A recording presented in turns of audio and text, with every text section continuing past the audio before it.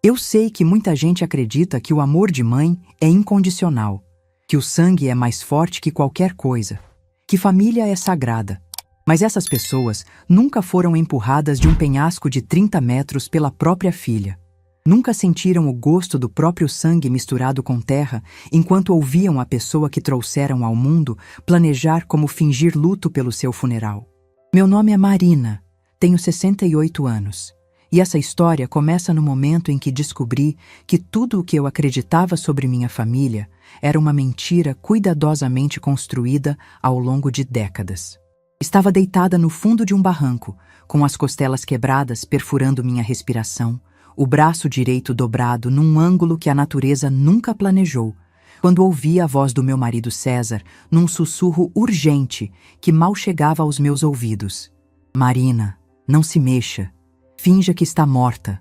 O cheiro de terra úmida misturado com o ferro do meu próprio sangue encheu minhas narinas. Pedras pequenas se cravavam nas minhas costas através da blusa rasgada. Cada respiração era uma agonia. Mas eu obedeci ao sussurro de César, porque algo na urgência desesperada da voz dele me disse que nossa vida dependia daquilo. Foi naquele momento terrível, fingindo estar morta no fundo do barranco, que ouvi minha própria filha Sofia conversar com o marido dela sobre como tinham conseguido se livrar dos velhos estúpidos que atrapalhavam os planos deles. Foi ali que ela riu. Riu mesmo, quando disse que finalmente não precisariam mais fingir que se importavam conosco. Mas antes de contar como chegamos até esse ponto de horror, deixe-me voltar ao tempo em que eu ainda acreditava que tinha uma família de verdade. Há mais de 35 anos, César e eu construímos nossa vida numa cidadezinha do interior de Minas Gerais. Ele tocava uma pequena loja de materiais de construção herdada do pai e eu trabalhava como contadora na prefeitura. Nossa casa ficava numa rua tranquila, com um quintal grande onde plantávamos tomates e rosas, onde imaginávamos que nossos filhos brincariam e um dia nossos netos também. Lucas nasceu quando eu tinha 25 anos.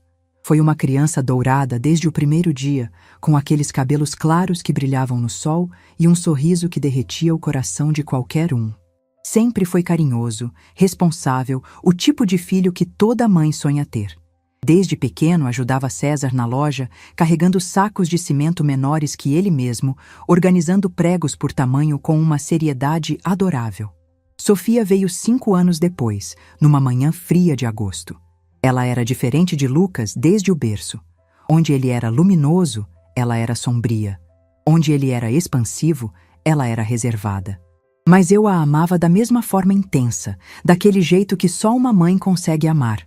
Sem condições, sem perguntas, sem limites. As pessoas às vezes comentavam sobre como Sofia era quieta, como raramente sorria nas fotos, como preferia ficar sozinha no quarto a brincar com outras crianças.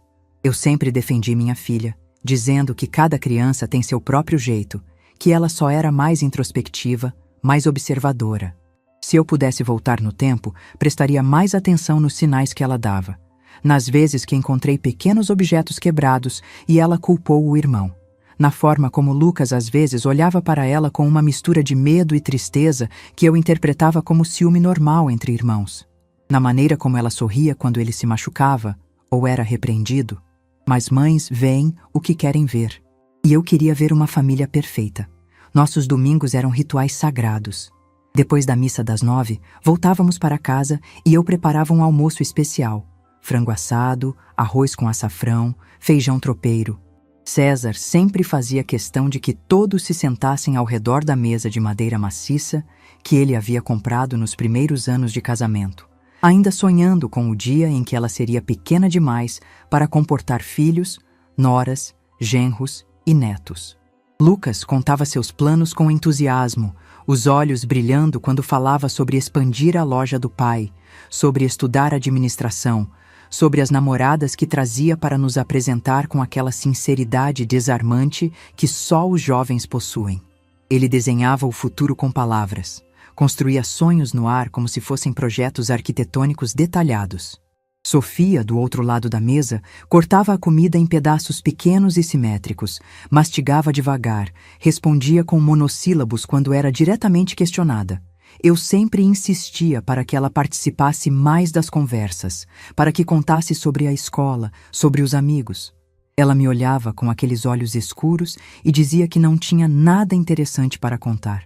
Depois do almoço, César e eu tínhamos o hábito de caminhar pela praça central da cidade.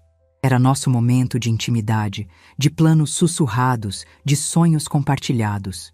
Falávamos sobre os filhos, sobre como Lucas herdaria naturalmente os negócios, sobre como Sofia encontraria seu caminho próprio, talvez na área de saúde ou educação. Ela sempre teve facilidade com números e uma inteligência aguçada que impressionava os professores. Caminhávamos devagar, de mãos dadas como namorados, enquanto o sol da tarde dourava as árvores da praça e as outras famílias faziam a mesma coisa que nós. Cultivavam a ilusão de que o amor era suficiente para manter tudo unido. À noite, depois que as crianças iam dormir, César e eu ficávamos na varanda dos fundos, ouvindo os grilos e planejando reformas na casa, viagens que faríamos quando os filhos estivessem maiores, a expansão da loja. Falávamos sobre como seria bonito quando Lucas se casasse e trouxesse os netos para brincar no mesmo quintal onde ele havia crescido. E sobre como Sofia, apesar da personalidade mais fechada, certamente seria uma mãe maravilhosa quando chegasse a hora. Éramos felizes daquele jeito simples que só pessoas comuns conseguem ser. Não tínhamos muito dinheiro, mas tínhamos o suficiente. Não vivíamos luxos, mas não nos faltava nada essencial. E, acima de tudo, tínhamos certeza de que éramos uma família sólida, construída sobre amor verdadeiro e valores corretos. Que tolice mais linda era aquela nossa certeza. As primeiras rachaduras nessa ilusão apareceram quando Lucas completou 23 anos. De repente, comecei a notar conversas sussurradas entre ele e Sofia que paravam abruptamente quando eu entrava no cômodo. Vi-os algumas vezes discutindo no quintal, com gestos tensos e expressões sérias demais para irmãos que sempre haviam se dado bem. Quando perguntava o que estava acontecendo, Lucas dava aquele sorriso forçado e dizia que não era nada importante, só conversa sobre trabalho, sobre planos para a loja. Sofia simplesmente saía de perto sem responder, com aquela expressão indecifrável que eu conhecia tão bem. César me tranquilizava dizendo que eram apenas tensões naturais da idade adulta, que Lucas estava assumindo mais responsabilidades na loja e provavelmente dando conselhos não solicitados para a irmã sobre carreira, estudos, essas coisas. Eu queria acreditar nele porque a alternativa, admitir que alguma coisa estava seriamente errada na minha família, era impensável. Mas as discussões ficaram mais frequentes. Eu os ouvia do meu quarto, vozes baixas mas carregadas de tensão vindo do corredor. Uma noite cheguei a me levantar para intervir, mas quando me aproximei, ouvi Sofia dizer alguma coisa sobre dinheiro que não entendi direito. E Lucas respondeu com uma frase que me gelou. Você não pode continuar fazendo isso, Sofia. Papai e mamãe confiam em você. Antes que eu pudesse processar completamente o que tinha ouvido, eles me viram na entrada do corredor. Sofia passou por mim sem dizer uma palavra, batendo a porta do quarto com força. Lucas ficou parado, as mãos tremendo ligeiramente, com uma expressão que eu nunca tinha visto no rosto dele. Uma mistura de raiva e medo que me assustou profundamente. Mãe, ele disse, a voz saindo mais rouca do que o normal. Você não precisa se preocupar com isso. É só uma discussão boba entre irmãos. Mas havia algo nos olhos dele que desmentiu completamente as palavras tranquilizadoras. Era como se ele estivesse me implorando para não fazer mais perguntas, como se fosse perigoso para mim saber a verdade sobre o que estava acontecendo. Naquela noite não consegui dormir. Fiquei deitada ao lado de César, ouvindo a respiração dele e tentando entender por que me sentia tão inquieta. Havia algo no ar da nossa casa, uma tensão que eu não conseguia identificar, mas que estava deixando todos nós nervosos. Na manhã seguinte, Sofia tomou café conosco como se nada tivesse acontecido. Estava até mais conversativa que o normal. Perguntou sobre meus planos para o dia, elogiou o pão caseiro que eu havia feito. Lucas também parecia mais relaxado. Voltou a falar sobre os planos para expandir a loja, sobre uma namorada nova que estava querendo nos apresentar. Deixei-me convencer de que tinha imaginado a tensão da noite anterior. Quando você quer muito acreditar que tudo está bem, é impressionante como consegue racionalizar qualquer coisa. As semanas seguintes passaram numa falsa normalidade. Lucas continuou trabalhando com César na loja, Sofia continuou seus estudos de psicologia na faculdade da cidade vizinha. Voltamos à rotina dos domingos em família, das conversas na varanda, dos planos compartilhados. Mas eu comecei a notar pequenas coisas. Dinheiro que sumia da minha carteira e que eu atribuía ao esquecimento. Contas que chegavam com valores ligeiramente diferentes do que eu esperava. Pequenas discrepâncias na contabilidade da loja que César mencionava de passagem, sem dar muita importância. E havia a maneira como Sofia às vezes me olhava. Não era mais aquele olhar distante e sonhador da infância. Era algo mais calculado, como se ela estivesse constantemente avaliando alguma coisa sobre mim, fazendo cálculos que eu não conseguia entender. Uma noite, 3 semanas depois da discussão no corredor, Lucas não voltou para casa depois do trabalho. Eram 8 horas da noite quando comecei a me preocupar de verdade. Ele sempre avisava quando ia se atrasar, sempre ligava se tivesse algum imprevisto. César saiu para procurá-lo, visitou os amigos, percorreu os lugares que Lucas costumava frequentar. Eu fiquei em casa, andando de um lado para outro na cozinha, ligando para o celular dele que só dava caixa postal. Sofia estava no quarto, supostamente estudando para uma prova importante. De vez em quando eu ia até lá perguntar se ela sabia onde o irmão poderia estar, se eles tinham combinado alguma coisa. Ela sempre respondia que não, que Lucas não havia comentado nada, mas havia algo na voz dela, uma espécie de impaciência disfarçada que me deixava ainda mais nervosa. Às 10 da noite, César voltou sem notícias. Decidimos esperar mais um pouco antes de chamar a polícia. Lucas era maior de idade, não estava desaparecido há tempo suficiente para ser considerado um caso oficial. Passamos a noite em claro, eu e César sentados na sala, bebendo café e imaginando os piores cenários. Acidente de carro, assalto, alguma emergência médica. Sofia apareceu uma vez na cozinha para beber água. Disse que também estava preocupada, mas que tinha certeza de que Lucas apareceria pela manhã com uma explicação perfeitamente normal. A forma como ela disse isso, com uma segurança que não combinava com a situação, deveria ter me alertado.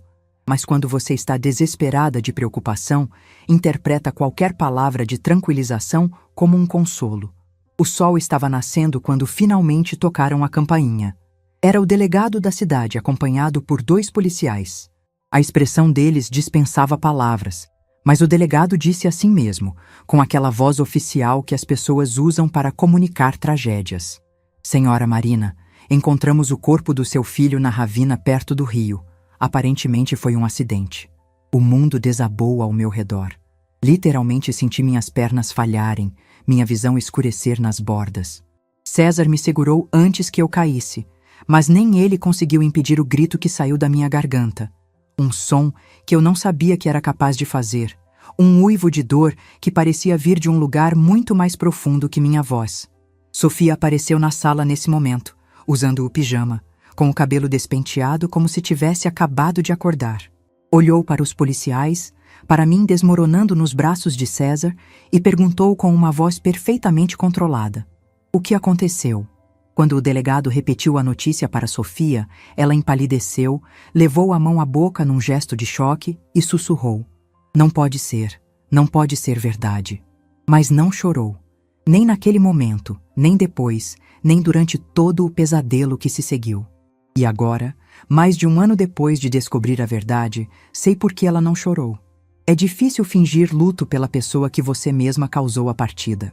Naquela manhã horrível, enquanto os policiais explicavam que Lucas havia aparentemente escorregado e caído da trilha que margeava o rio, enquanto César fazia as perguntas práticas sobre reconhecimento do corpo e liberação para o enterro, enquanto eu tentava processar a impossibilidade de nunca mais ver meu filho mais velho, Sofia ficou sentada na poltrona da sala, as mãos cruzadas no colo, observando tudo com uma quietude que eu interpretei como choque profundo. Se eu tivesse prestado mais atenção, teria notado que não era choque. Era a calma de alguém que sabia exatamente o que tinha acontecido porque havia planejado cada detalhe. Mas mães enlutadas não prestam atenção nesse tipo de coisa.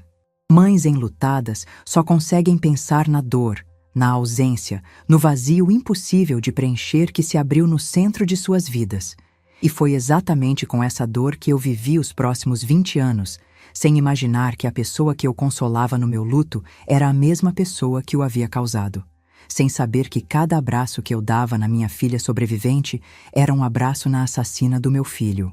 Sem suspeitar que um dia ela tentaria fazer comigo e com César exatamente a mesma coisa que havia feito com Lucas.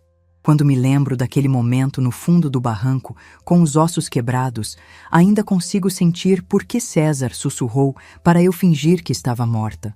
Porque ele sabia, sempre soube, quem realmente era nossa filha.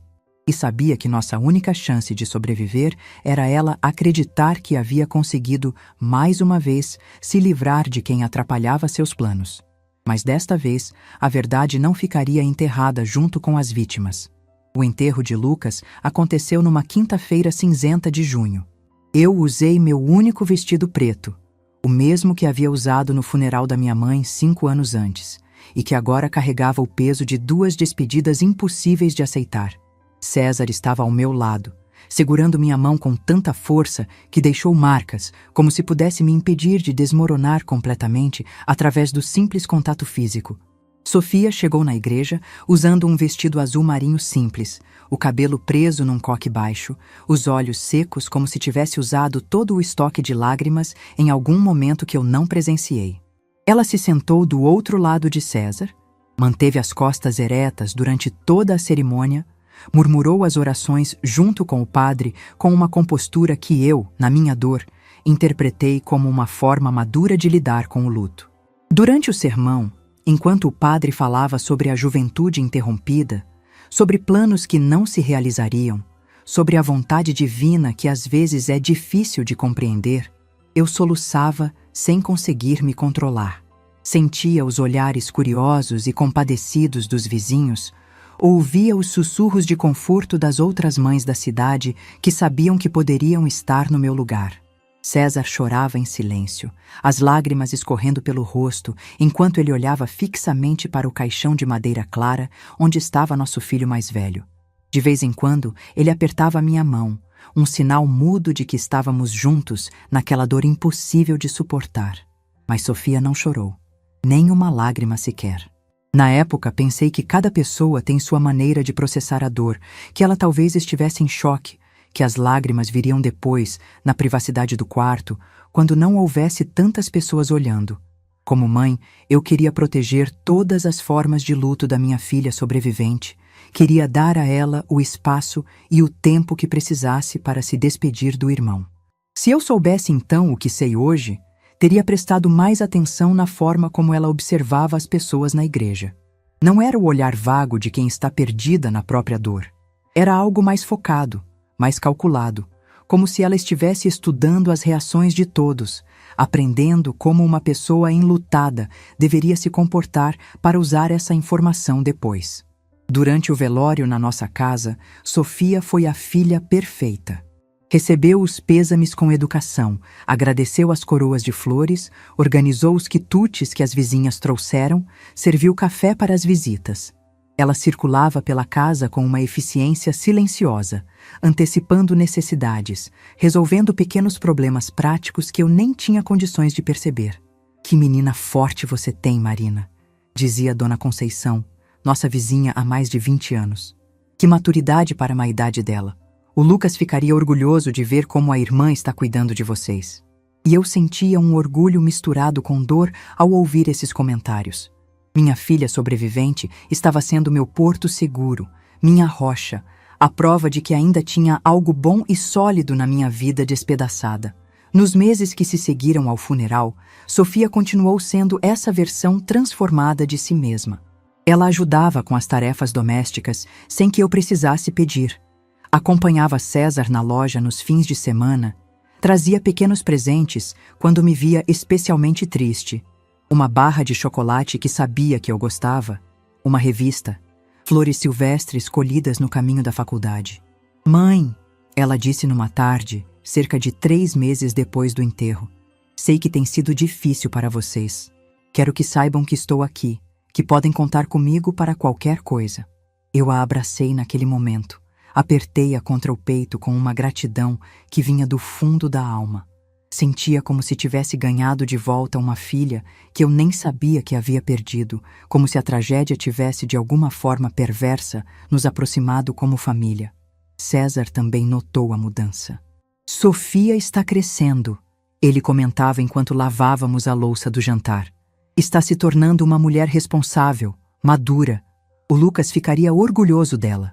E sempre que ele mencionava Lucas, Sofia abaixava os olhos com uma expressão que eu interpretava como saudade respeitosa. Como se ela também sentisse a presença do irmão nos nossos comentários carinhosos sobre ele. A faculdade se tornou o refúgio de Sofia.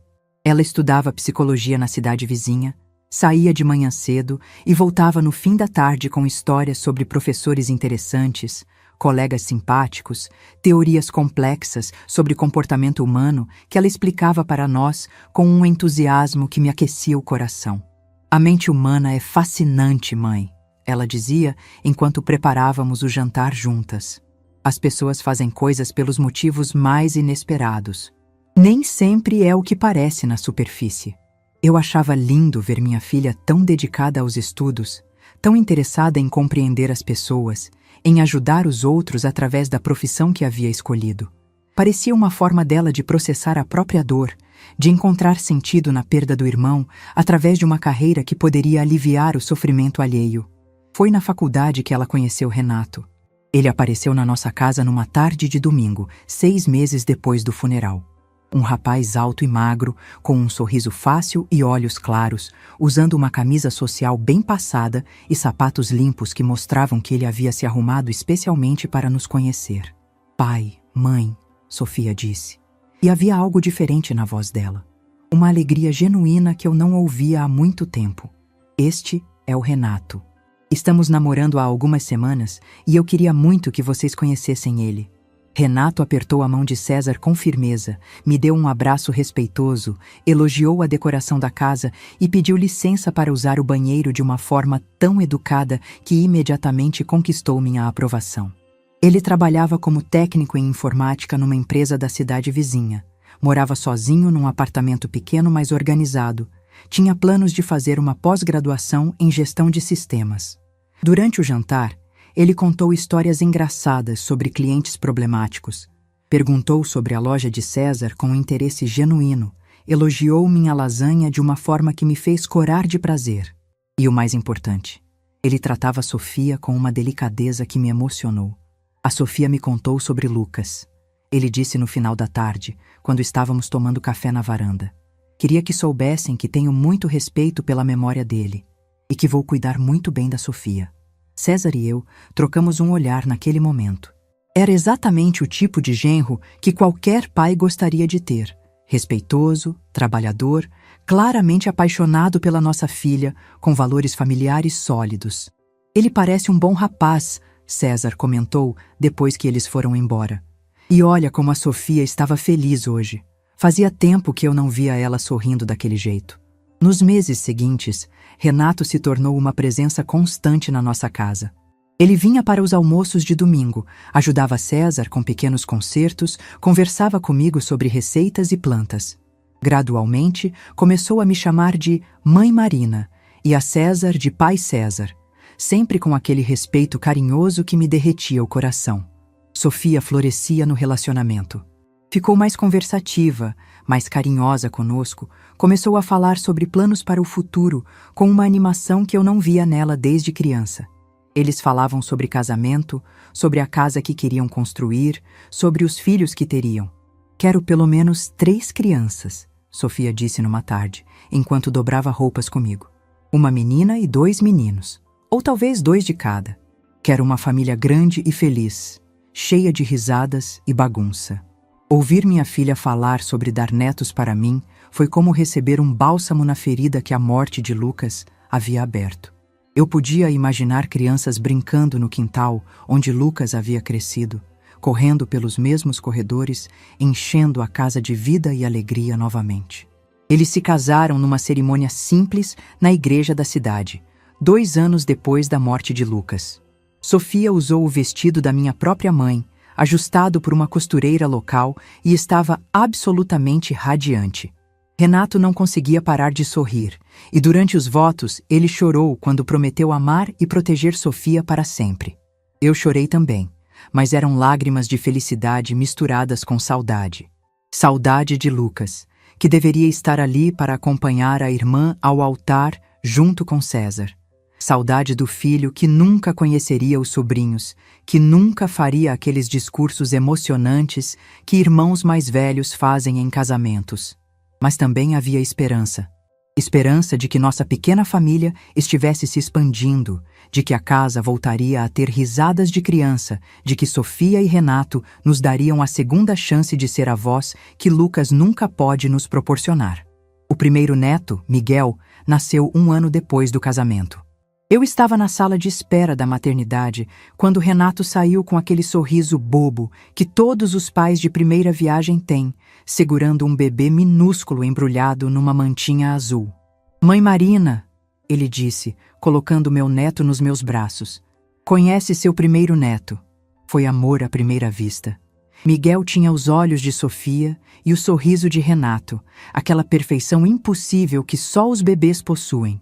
Eu o segurei contra o peito e senti meu coração se expandir de uma forma que não experimentava desde que Lucas era pequeno. César ficou tão emocionado que não conseguiu falar por alguns minutos. Ficou apenas olhando para o netinho, tocando delicadamente os dedinhos minúsculos, sussurrando palavras de welcome que só ele e o bebê podiam entender. Sofia recuperou-se do parto rapidamente e se revelou uma mãe natural. Amamentava Miguel com paciência, trocava fraldas sem reclamar, dormia pouco, mas sempre com aquele sorriso sereno de quem estava vivendo seu sonho mais importante. "Mãe", ela disse numa tarde, enquanto eu segurava Miguel para ela poder tomar banho. "Obrigada por tudo o que fez por mim depois que perdemos o Lucas. Sei que não foi fácil, mas vocês me deram força para seguir em frente, para construir essa família nova. Suas palavras me emocionaram tanto que tive que disfarçar as lágrimas. Minha filha estava agradecendo por eu ter sido mãe dela nos momentos mais difíceis, reconhecendo o esforço que César e eu havíamos feito para manter nossa família unida depois da perda devastadora. 2 anos depois, nasceu a pequena Ana, uma menina linda com cachinhos escuros e bochechas rechonchudas que eram uma tentação constante para beijinhos. Agora, nossa casa voltou a ter aquela energia alegre dos domingos em família. Miguel correndo pelo quintal enquanto perseguia borboletas, Ana dando os primeiros passos cambaleantes na sala de estar, Sofia e Renato se revezando para correr atrás das crianças. César construiu um balanço no quintal, igual ao que Lucas havia usado quando criança. Eu voltei a cozinhar para uma família grande, enchendo a mesa de domingo com pratos que sabiam a comida de avó, feitos com amor e temperados com a felicidade de ter crianças na casa outra vez. "Vocês são avós perfeitos", Renato comentava sempre, observando como César ensinava Miguel a usar ferramentas de brinquedo na oficina. Ou como eu penteava os cabelos de Ana com aquela paciência infinita que só as avós possuem. E realmente éramos felizes. Pelos menos eu achava que éramos. Porque durante todos esses anos dourados, enquanto eu me maravilhava com a transformação da minha filha, enquanto me orgulhava da família linda que ela havia construído, enquanto agradecia todos os dias por ter sido abençoada com netos tão especiais, Sofia estava pondo em prática um plano muito mais sombrio. Ela estava estudando nossos hábitos, catalogando nossas rotinas, avaliando nossos recursos financeiros. Estava construindo cuidadosamente a imagem da filha perfeita, da nora ideal que Renato aparentava ser, da mãe devotada que merecia toda a nossa confiança e amor. Mas por baixo dessa máscara cuidadosamente construída, ela continuava sendo a mesma pessoa que havia empurrado o próprio irmão de um barranco por causa de dinheiro. E agora, 20 anos depois, ela estava pronta para fazer a mesma coisa conosco. Sofia começou a fazer comentários sutis sobre nossa idade, sobre como estávamos ficando mais esquecidos, sobre como a casa era grande demais para 2 pessoas idosas. "Mãe", ela disse numa tarde, enquanto tomávamos café e observávamos as crianças brincando. Você não acha que seria mais prudente vocês pensarem em mudar para algo menor? Essa casa tem muita escada, muito quintal para cuidar. E se um de vocês cair ou passar mal? Era uma pergunta lógica, feita com um tom de genuína preocupação filial. Mas havia algo na forma como ela a fez.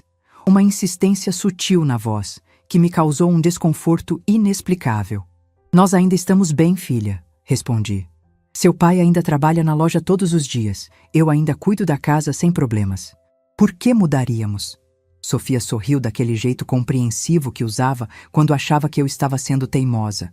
Não é uma questão de capacidade agora, mãe. É uma questão de planejamento. Prevenir é melhor que remediar. Renato concordou com a cabeça, acrescentando. Além disso, mãe Marina, vocês poderiam investir o dinheiro da venda e ter uma renda extra. Essa casa deve valer uma boa quantia no mercado atual. A menção ao valor da casa me incomodou, embora eu não soubesse exatamente por quê.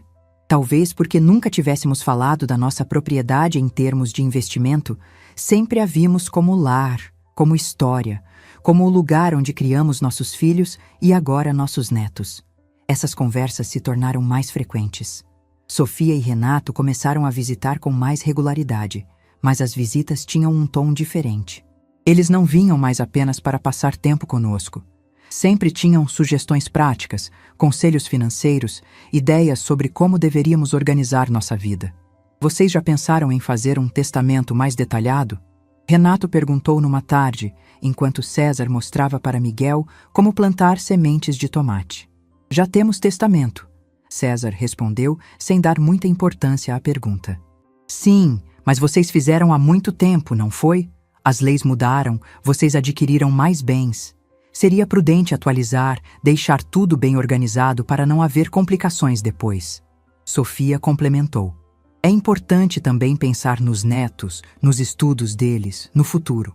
Renato e eu queremos o melhor para Miguel e Ana, mas sabemos que vamos precisar de ajuda financeira para dar educação de qualidade para eles.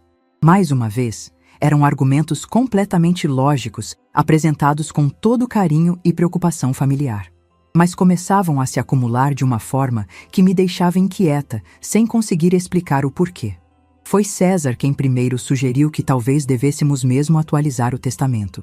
Sofia tem razão, ele disse numa noite, enquanto nos preparávamos para dormir. Não custa nada deixar as coisas bem organizadas. E realmente queremos garantir o futuro dos netos. Então marcamos uma consulta com o Dr. Henrique, o advogado que conhecíamos há anos, para revisar nossos documentos.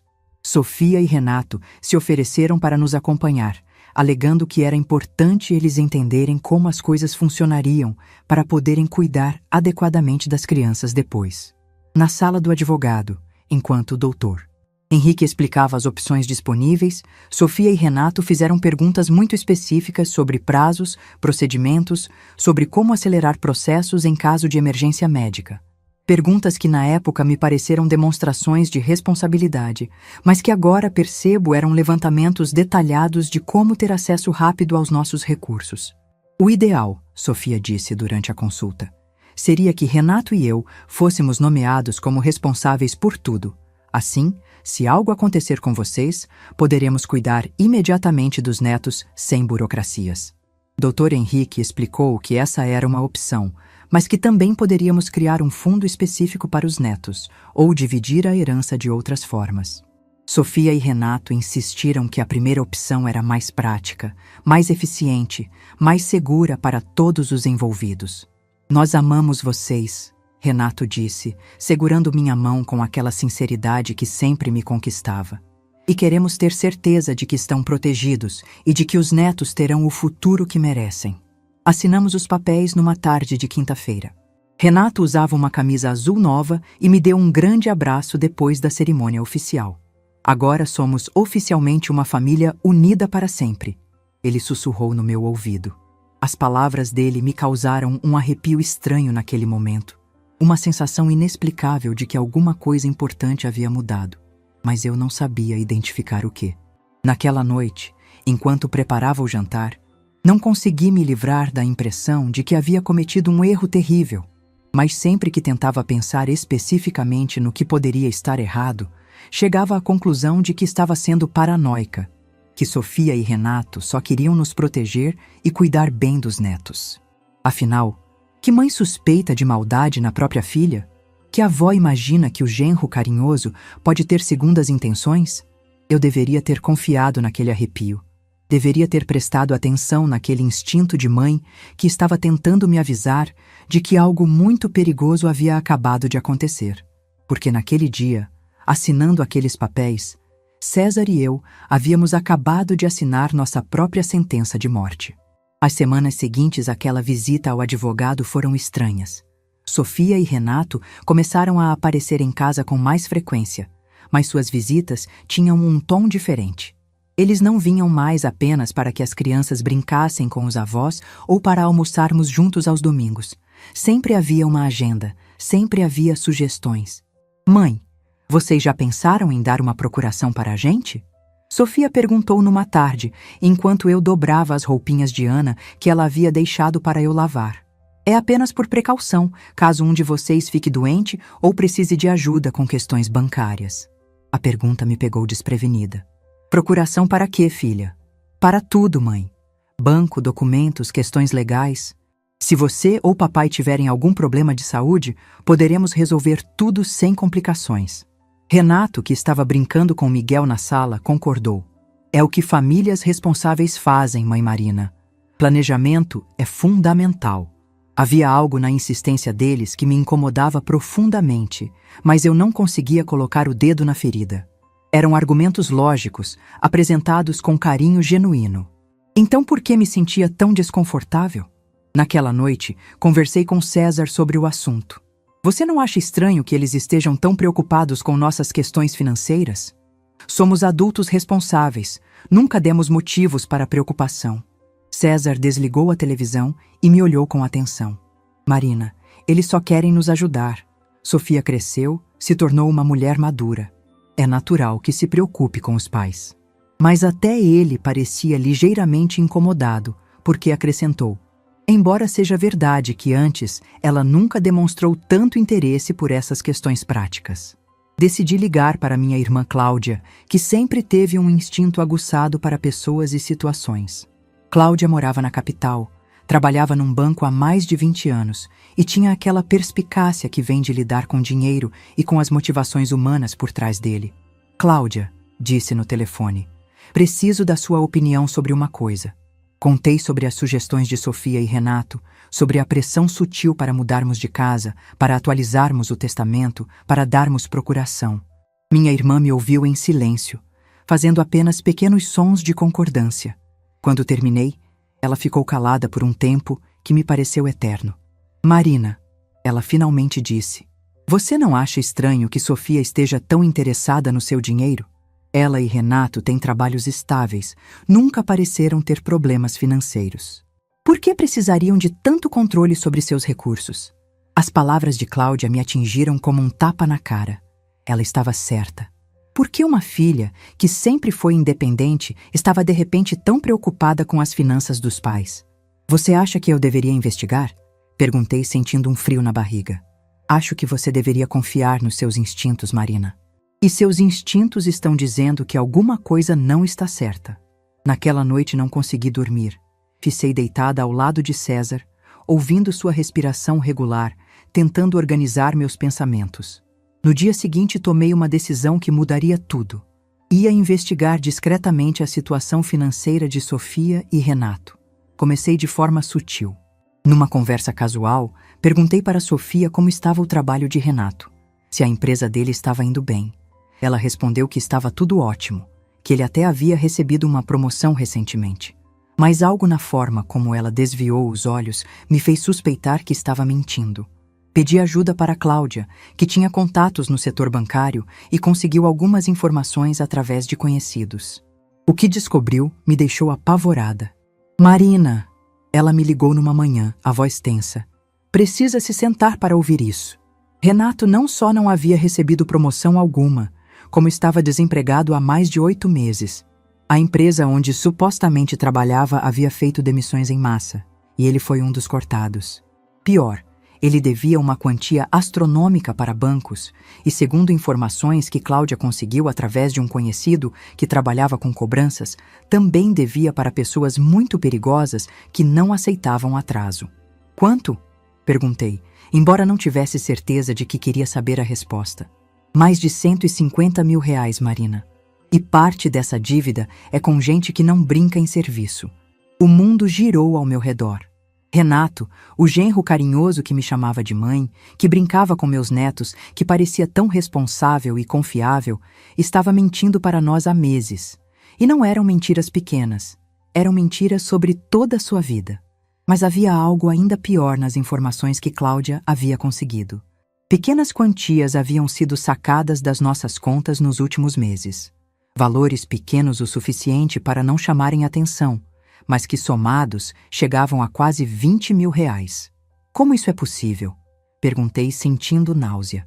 Alguém que tem acesso às suas informações bancárias, Marina? Alguém que conhece seus hábitos, suas senhas, seus movimentos financeiros? Sofia. Minha filha tinha acesso à minha carteira quando vinha em casa, sabia onde eu guardava documentos, havia me visto digitando senhas várias vezes. E ela estudava psicologia, entendia sobre comportamento humano, sobre como manipular situações sem levantar suspeitas. Quando contei tudo para César, ele ficou em silêncio por tanto tempo que pensei que ele não havia me ouvido. César? Chamei baixinho. Ele levantou os olhos para mim e havia algo neles que nunca tinha visto antes. Uma combinação de dor e culpa que me assustou profundamente. Marina, ele disse com uma voz muito baixa, há coisas sobre a morte de Lucas que nunca te contei. Meu coração parou. Literalmente senti como se tivesse parado de bater por alguns segundos. Que coisas? César se levantou, foi até a gaveta onde guardávamos documentos importantes e voltou com alguns papéis que eu nunca havia visto antes. Na noite em que Lucas morreu, eu não consegui dormir. Saí para dar uma volta e vi Sofia saindo de casa escondida, por volta das 8 horas. Algo no jeito dela me preocupou, então resolvi seguir. Ele parou, passou as mãos pelo rosto como se tentasse apagar uma memória dolorosa. Vi quando ela encontrou Lucas na trilha perto do rio. Eles começaram a discutir, primeiro baixo, depois gritando. Eu me aproximei o suficiente para ouvir sobre o que estavam brigando. Sobre o quê? Sussurrei, embora uma parte de mim já não quisesse saber a resposta. Dinheiro, Marina. Lucas havia descoberto que Sofia estava roubando pequenas quantias da loja, das nossas economias pessoais. Ele tinha provas, extratos, anotações. Tinha estado investigando há meses porque notou que alguns valores não batiam. A sala começou a girar ao meu redor. E então, Lucas disse que se ela não devolvesse tudo e confessasse para nós, ele mesmo nos contaria a verdade. Sofia ficou furiosa. Gritou que Lucas sempre foi o favorito, que sempre teve tudo mais fácil, que era hora das coisas mudarem. César parou de falar, e eu vi lágrimas escorrendo pelo rosto dele. César, me conta tudo. Eu vi quando Sofia empurrou Lucas. Não foi um acidente, Marina.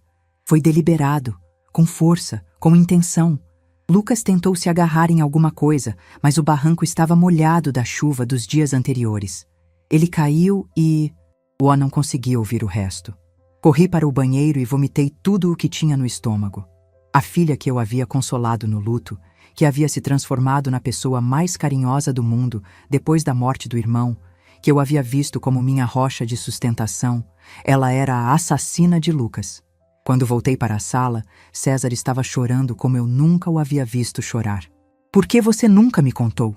Perguntei, sentindo uma raiva que eu nem sabia que era capaz de sentir. Porque quando cheguei perto, Sofia estava desesperada. Chorava, tremia, repetia que havia sido um acidente, que ela só havia empurrado porque Lucas tentou agredi-la primeiro. Implorou para que eu não contasse para você. Disse que não podia perder a mãe também. E você acreditou? Queria acreditar. Ela era minha filha, Marina. Minha filha mais nova pedindo ajuda.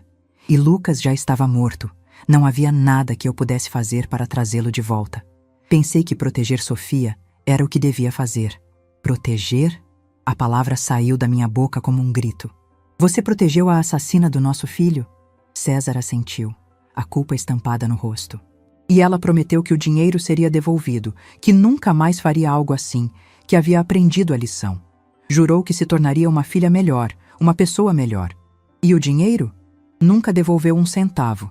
Na verdade, continuou roubando pequenas quantias que eu fingia não notar, porque confrontá-la significaria admitir que eu havia acobertado um crime.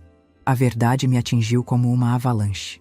Por 20 anos, eu havia vivido uma mentira. Havia consolado a assassina do meu próprio filho, havia ficado grata pela transformação dela, havia confiado meus netos aos cuidados de uma pessoa que era capaz de empurrar o próprio irmão de um barranco por dinheiro. E agora? Perguntei, sentindo-me completamente perdida. O que fazemos agora? César mostrou os papéis que havia tirado da gaveta. Nos últimos meses comecei a investigar discretamente. As dívidas de Renato são reais e ele deve para gente muito perigosa. Eles precisam do nosso dinheiro não apenas para viver bem, eles precisam para sobreviver. Quer dizer que não somos apenas inconvenientes para eles, Marina. Somos a única salvação deles. Com nossa herança, eles podem pagar as dívidas e recomeçar. Sem ela, Renato provavelmente será machucado pelos credores. A dimensão da nossa situação me atingiu em cheio. Sofia havia matado Lucas por dinheiro 20 anos atrás. Agora, ela precisava de muito mais dinheiro, e nós éramos os únicos que podíamos fornecê-lo. Eles vão tentar nos fazer mal? Perguntei, embora já soubesse a resposta. Acho que sim, e acho que vai ser em breve. E naquela mesma tarde, como se o universo estivesse conspirando para provar que nossos medos eram justificados, Sofia ligou. Oi, mãe, ela disse com aquela voz doce que agora me dava náuseas. Renato e eu estávamos conversando e tivemos uma ideia linda. Minha mão tremeu enquanto segurava o telefone. Que ideia, filha? Que tal celebrarmos o aniversário de casamento de vocês com algo bem especial? Pensei que poderíamos fazer uma trilha até aquela cachoeira linda no Vale do Silêncio. Lembra que vocês sempre falaram que queriam conhecer? Poderíamos levar as crianças, fazer um piquenique em família, tirar fotos lindas. O sangue gelou nas minhas veias. O Vale do Silêncio ficava a mais de 1 hora de carro da cidade, numa área isolada, onde quase não passavam pessoas. A trilha terminava num penhasco, com vista para a cachoeira. Um lugar lindo, mas também perigoso, especialmente para pessoas da nossa idade. Isso é uma ideia muito carinhosa, Sofia. Consegui dizer com a voz trêmula. Deixa eu conversar com seu pai e te ligo de volta. Depois de desligar, olhei para César. Ele tinha ouvido a conversa e estava pálido como um fantasma. É lá que eles vão fazer, ele disse simplesmente. Fazer o quê? O mesmo que Sofia fez com Lucas, um acidente trágico durante um passeio em família. 2 idosos que escorregaram e caíram do penhasco enquanto tiravam fotos. A realidade da nossa situação se cristalizou naquele momento. Nossa própria filha estava planejando nos causar a mesma sorte que havia dado ao irmão, no mesmo tipo de lugar isolado, usando a mesma desculpa de acidente. Não podemos ir, eu disse, sentindo pânico. Se não formos, eles vão encontrar outra oportunidade, César respondeu. Talvez algo que pareça ainda mais natural, como um incêndio em casa ou um assalto que deu errado. Pelo menos na cachoeira sabemos o que eles pretendem fazer. Então o que você sugere? César ficou pensativo por alguns minutos antes de responder. Vamos, mas preparados. Vou esconder meu celular e configurá-lo para gravar tudo o que acontecer. Se conseguirmos sobreviver, teremos evidências. Se não conseguirmos, a voz dele falhou. Se não conseguirmos, pelo menos alguém saberá a verdade sobre Lucas, sobre nós e sobre quem realmente é nossa filha. Naquela noite, mal conseguimos tocar na nossa comida. Sabíamos que poderia ser nossa última refeição juntos naquela cozinha, onde havíamos compartilhado tantos momentos felizes quando ainda éramos uma família de verdade. César revisou nossos documentos importantes, certificando-se de que Cláudia saberia onde encontrar tudo caso algo acontecesse conosco. Escreveu uma carta detalhada explicando tudo o que sabíamos sobre a morte de Lucas e o que suspeitávamos que Sofia planejava fazer conosco. Se não voltarmos desse passeio, ele disse, lacrando a carta num envelope, pelo menos Cláudia saberá onde procurar a verdade. Eu escrevi cartas para meus netos, Miguel e Ana, para eles lerem quando ficassem mais velhos. cartas onde contava como os amávamos, como eles eram inocentes em tudo isso, como esperávamos que crescessem sabendo diferenciar o certo do errado. Eles vão ficar órfãos, eu disse, pensando nas crianças dormindo inocentemente em suas camas, sem saber que os pais eram capazes de tamanha maldade. Cláudia cuidará deles, César respondeu. Ela é uma boa mulher, vai criar as crianças com amor verdadeiro. Fomos para a cama naquela noite, sabendo que talvez fosse a última vez. Nos abraçamos como não fazíamos há anos, sussurramos palavras de amor que poderiam ser as últimas. Tentamos memorizar o cheiro um do outro, o calor dos nossos corpos juntos. Se algo der errado amanhã, César sussurrou na escuridão. Quero que você saiba que estes 35 anos com você foram os melhores da minha vida. Apesar de tudo, apesar dos erros e dos segredos, eu te amo mais do que minha própria vida. Chorei em silêncio, apertando-o contra mim, tentando gravar na memória cada detalhe daquele momento que poderia ser nosso último. A manhã seguinte amanheceu ensolarada, com um céu azul que parecia zombar da nossa situação. Sofia chegou cedo, assobiando uma melodia alegre que me arrepiou da cabeça aos pés. Bom dia, meus pombinhos, ela gritou da porta da frente. Prontos para a grande aventura? Renato apareceu atrás dela, carregando uma mochila cheia de equipamentos de caminhada e sorrindo como um noivo no dia do casamento. As crianças corriam empolgadas ao redor dele, animadas com a perspectiva do passeio. Durante o café da manhã, que mal conseguimos comer, Sofia e Renato explicaram a rota que faríamos em detalhes. É uma trilha linda, Renato disse, espalhando um mapa na mesa. Leva direto ao mirante, onde se pode ver toda a cachoeira. Dizem que a vista é de tirar o fôlego. Os olhos dele brilhavam com um entusiasmo que me pareceu diabólico. Claro que a vista seria de tirar o fôlego. Seria literalmente a última vista das nossas vidas. A trilha tem alguns trechos um pouco íngremes, Sofia acrescentou, mas nada que caminhantes experientes como vocês não possam manejar. A ironia do comentário sobre nossas supostas habilidades de caminhada me revoltou. Éramos dois idosos de 60 e poucos anos que mal caminhávamos no parque de vez em quando. Enquanto arrumávamos as coisas no carro, vi Renato verificando meticulosamente sua mochila, certificando-se de que tinha tudo o que precisava para seu plano. Vi cordas, uma pequena pá que ele disse ser para emergências e algo que parecia um sinalizador. Para que serve isso? Perguntei, apontando para o objeto. Segurança, ele respondeu sem perder o ritmo. Se nos perdermos ou algo der errado, podemos pedir socorro. Claro que eles pediriam socorro, depois de nos empurrarem do penhasco e encenarem o papel de familiares desesperados que tentaram salvar os sogros, mas não conseguiram. A viagem de carro até a trilha durou pouco mais de uma hora que pareceu uma eternidade. Sofia cantarolava junto com o rádio. Renato dirigia cuidadosamente obedecendo todos os limites de velocidade. As crianças conversavam animadas no banco de trás. Para qualquer observador externo, éramos uma família feliz saindo para um divertido passeio no campo. Para nós, era a jornada final rumo ao local da nossa própria execução. Durante a viagem, César discretamente segurou minha mão e ativou a gravação no seu celular escondido.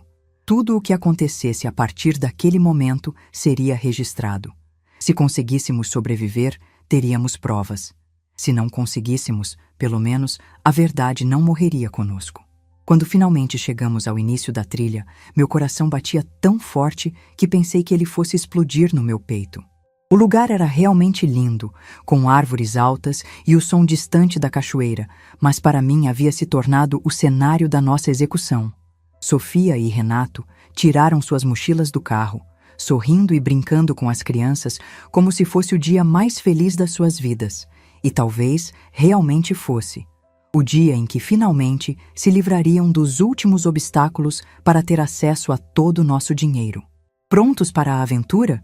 Sofia perguntou, olhando direto nos meus olhos.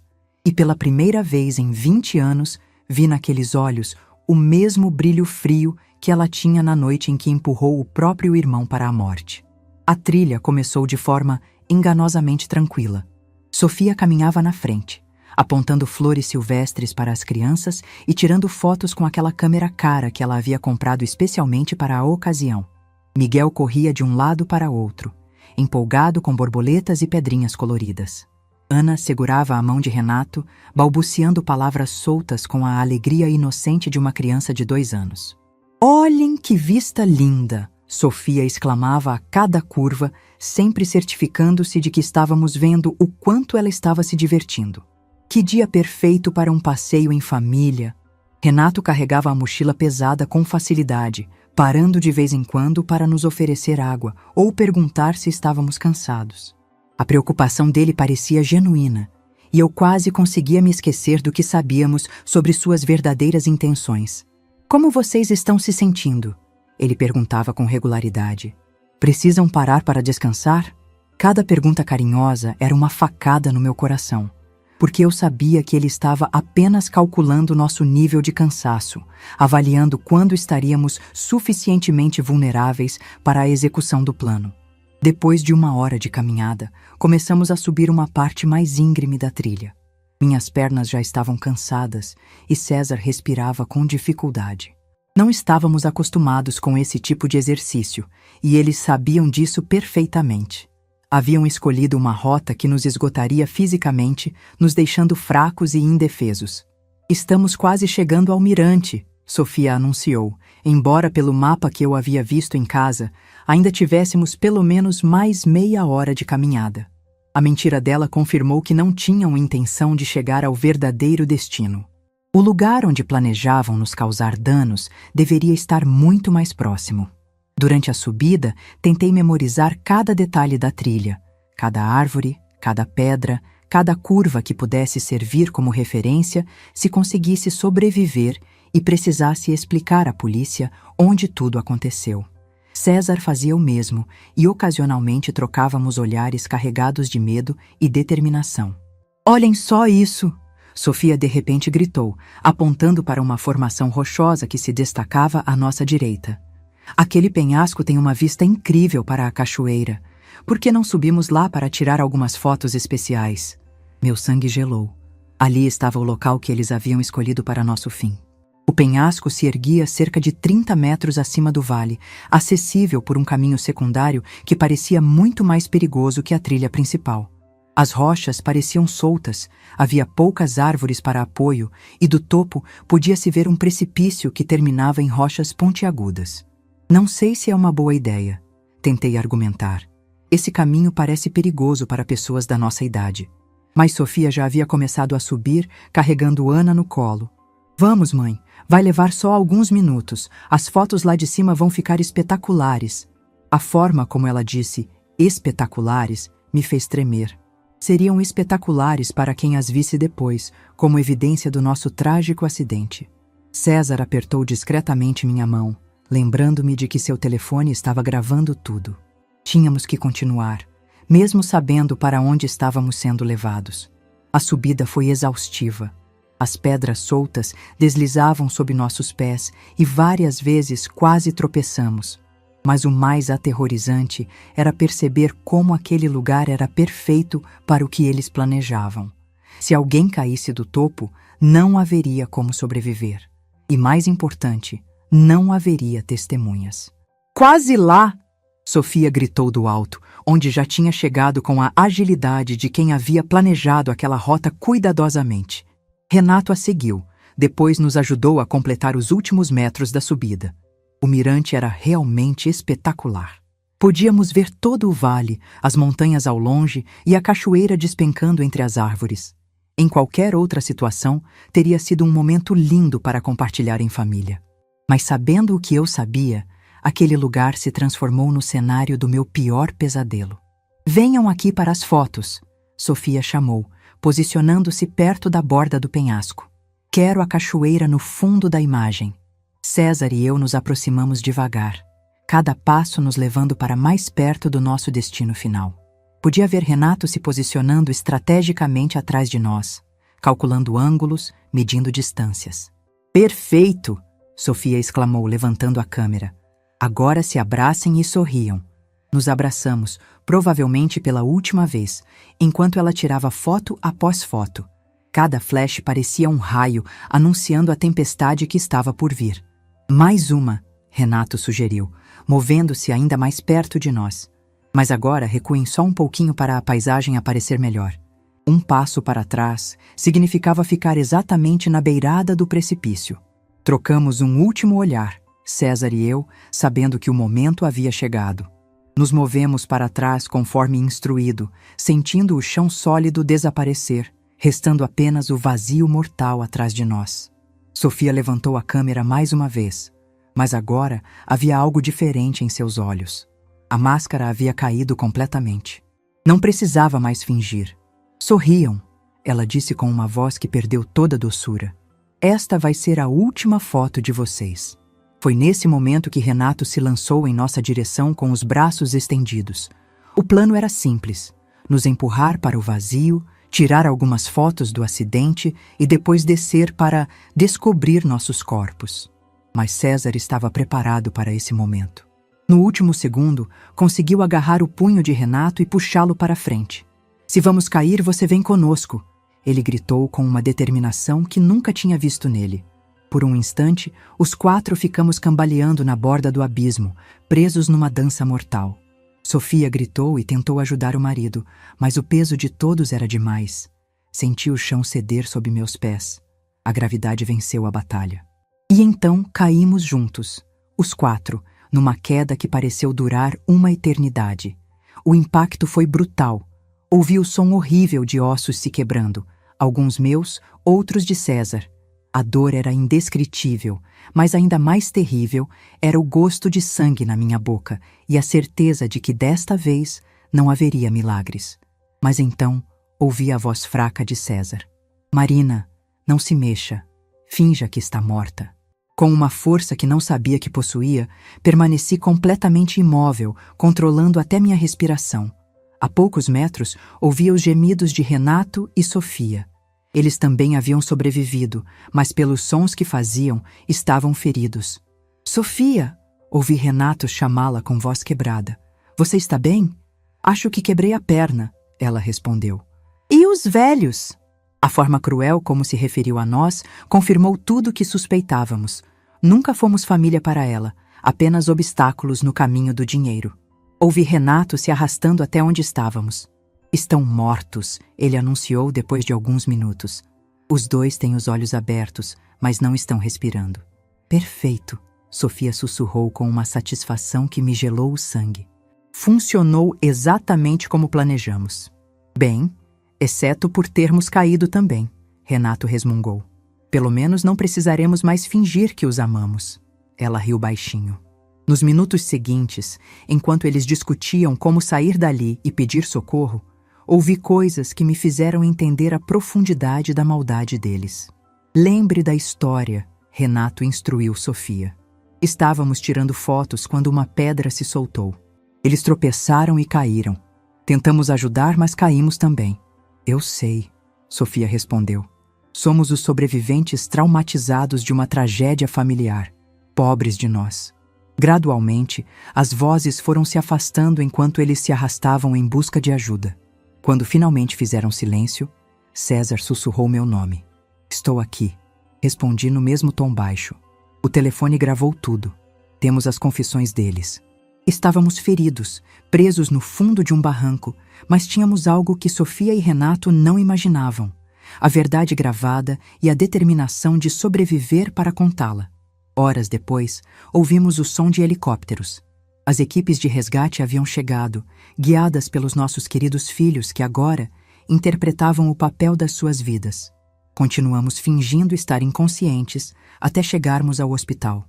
Só lá, com médicos e enfermeiros por perto, nos sentiríamos seguros para revelar que estávamos vivos. Porque sabíamos que se Sofia e Renato descobrissem nossa sobrevivência antes de serem presos, encontrariam uma forma de nos silenciar para sempre.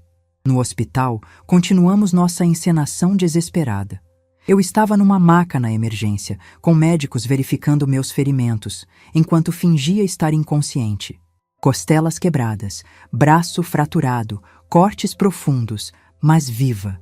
César estava numa sala ao lado, em estado mais grave, mas também respirando. Ouvi as vozes de Sofia e Renato no corredor, interpretando o papel das suas vidas. Sofia soluçava alto, repetindo para quem quisesse ouvir como havia sido terrível ver os pais caindo, como ela e o marido tentaram ajudar, mas não conseguiram.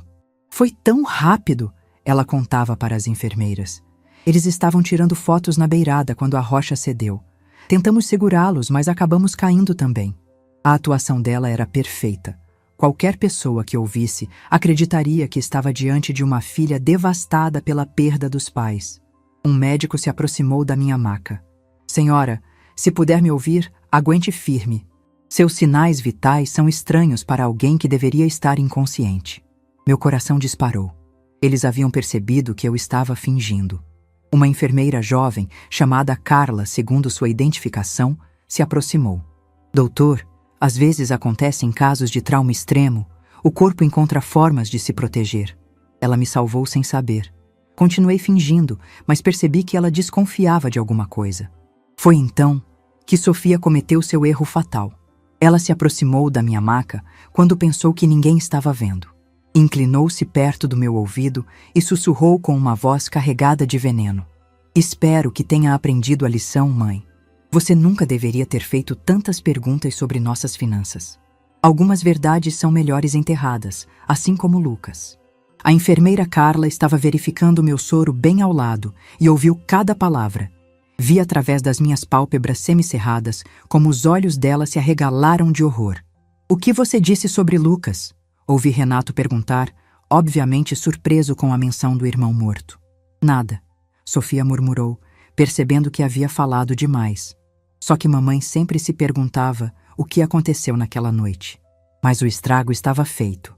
Carla havia escutado uma confissão que não deveria ter escutado. Depois que eles saíram, a enfermeira se aproximou da minha maca. Senhora, sei que pode me ouvir. O que acabei de presenciar não é normal. Se está em perigo por causa daquelas pessoas, mova seu dedo.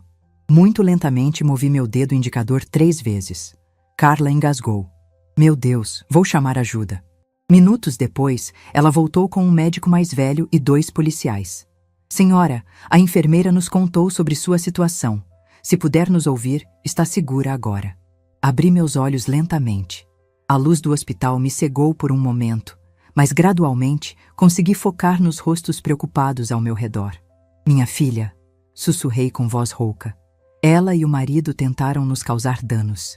O policial, que se identificou como Detetive Santos, se inclinou para me ouvir melhor. Pode nos contar o que aconteceu? Nas horas seguintes contei tudo. A morte de Lucas, 20 anos atrás, as dívidas de Renato, os roubos, o plano para nos eliminar na cachoeira. Mas o mais importante era a gravação no telefone de César. Seu marido tem evidências? O detetive perguntou. Tudo está gravado.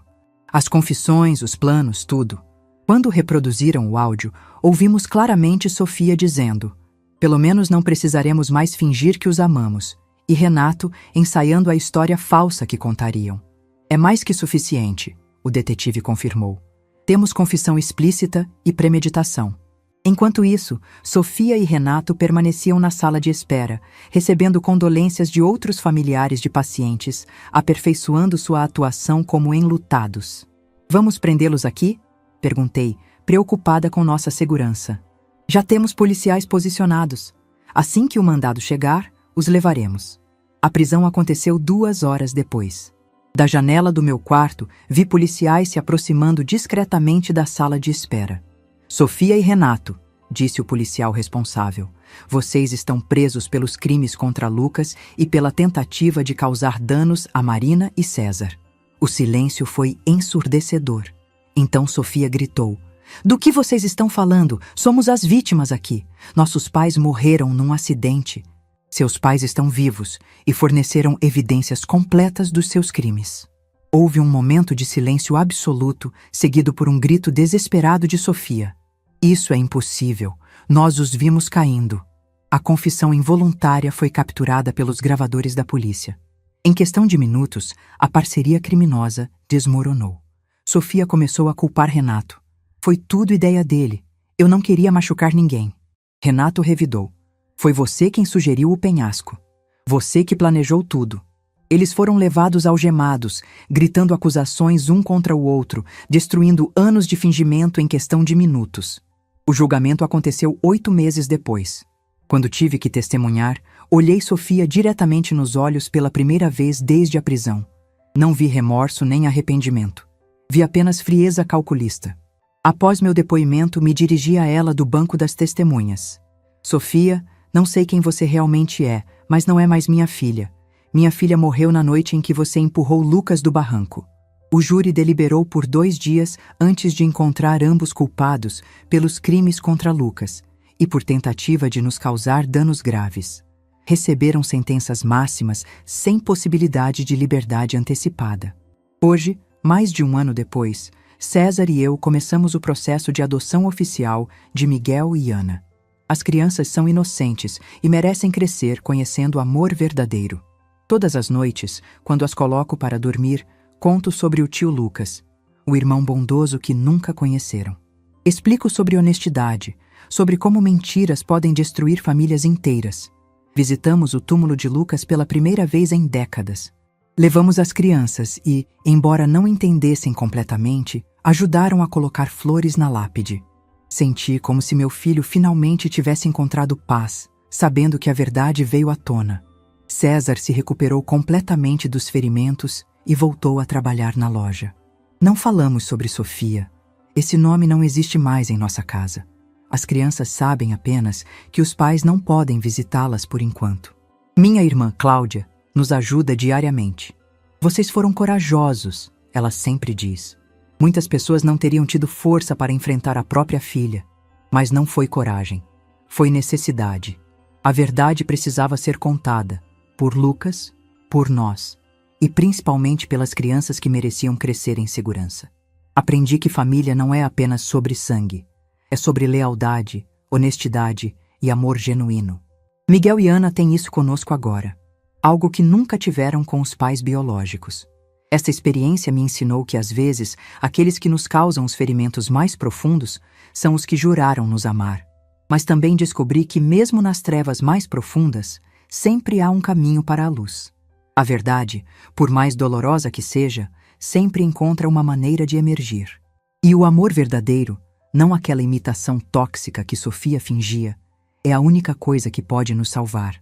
Hoje, quando observo César brincando com as crianças no quintal, vejo que reconstruímos nossa família sobre bases sólidas de honestidade absoluta. Não há mais segredos entre nós, porque no final descobri que a maior traição não foi quase ser morta pela própria filha. Foi descobrir que a pessoa que amei e criei desde bebê nunca realmente existiu.